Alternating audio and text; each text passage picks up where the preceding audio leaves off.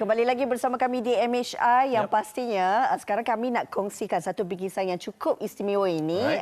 Ia adalah sebenarnya hasil liputan daripada wartawan pelatih kami Hakim yang berkesempatan ke Kompleks Al-Saadah Pusat Pertemuan Komuniti Mu'alaf. Okey, ini tempatnya di Seremban Negeri Sembilan lah. Betul. Tahun ni banyak kita ke Negeri Sembilan. Itu kita berdua pergi ke Pilah kan? Pilah. Dengan Petri bertiga. Okey, ini berkaitan dengan kompleks ni yang sangat unik kerana seni binanya berteraskan masyarakat Cina dan juga ini pusat pertemuan lah bagi komuniti Mu'alaf macam Rena cakap tadi dan juga masyarakat Islam setempat. Dibangunkan daripada tahun 2008. Sangat aktif sekarang ni kami nak kongsikan. Jom kita saksikan bingkisan ini. Silakan.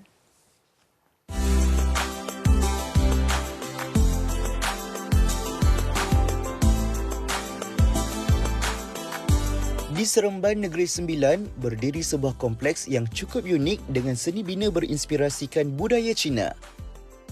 Reka bentuknya yang berbeza daripada masjid kebiasaan menjadikan Kompleks Al-Saadah antara lokasi yang sering menarik perhatian pengunjung. Dibina sekitar tahun 2008, kompleks ini kini menjadi tempat berlangsungnya pelbagai aktiviti keagamaan serta pertemuan masyarakat setempat. Pertama sekali ialah kita tidak panggil dia sebagai masjid, sebagai kompleks Darul As-Saadah, Majlis Agama Islam Negeri Sembilan. Dan bangunan ini sebenarnya adalah ikon kepada Negeri Sembilan.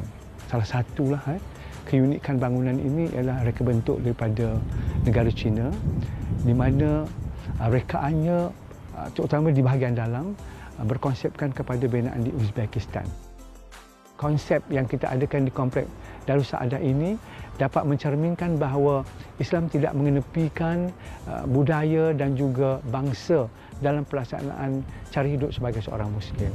So aktiviti yang kami ada di sini ialah kelas-kelas pengajian, kemudian aktiviti kebesaran tahun Islam, dan perkara ini akan membantu mereka untuk lebih faham apa yang dilakukan dalam aktiviti sebagai seorang Islam.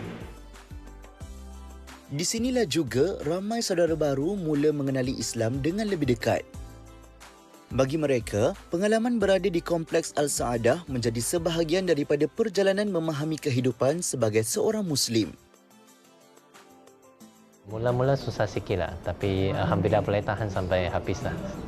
Sekarang 17 hari tak ada tertinggal lah.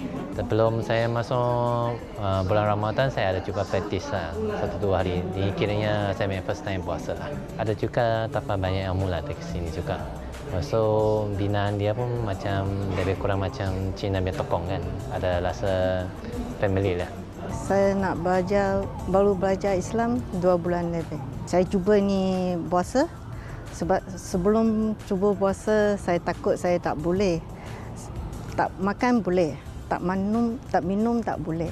Tapi sudah test 2 hari, 3 hari, lepas saya rasa lah boleh tahan. Tapi sudah belajar Islam, saya rasa banyak saya punya hati kata kena apa hak pun tak sedia lagi lah, boleh pandang sendiri. Puasa bagi saya awal-awal adalah satu cabaran, tapi semakin tahun bagi saya itu adalah satu nikmat. Kenapa saya kata nikmat? Sebab bila saya tengok orang lain makan pada siang hari, dalam hati saya datangnya satu ayat pada diri sendiri. Betapa syukurnya, betapa bangganya saya sebagai seorang Muslim yang menikmati puasa itu.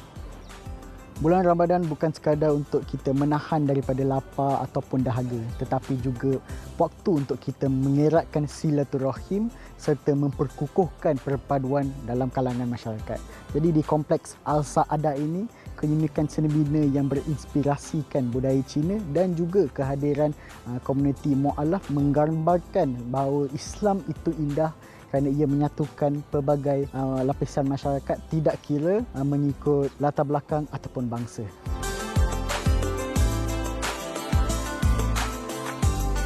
Allahu Akbar, Allahu Akbar, Allahu Akbar, Allahu Akbar.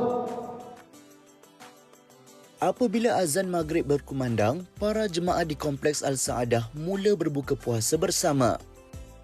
Detik inilah yang sering menjadi waktu paling dinantikan apabila masyarakat yang hadir dapat berkumpul dan berkongsi pengalaman Ramadan bersama.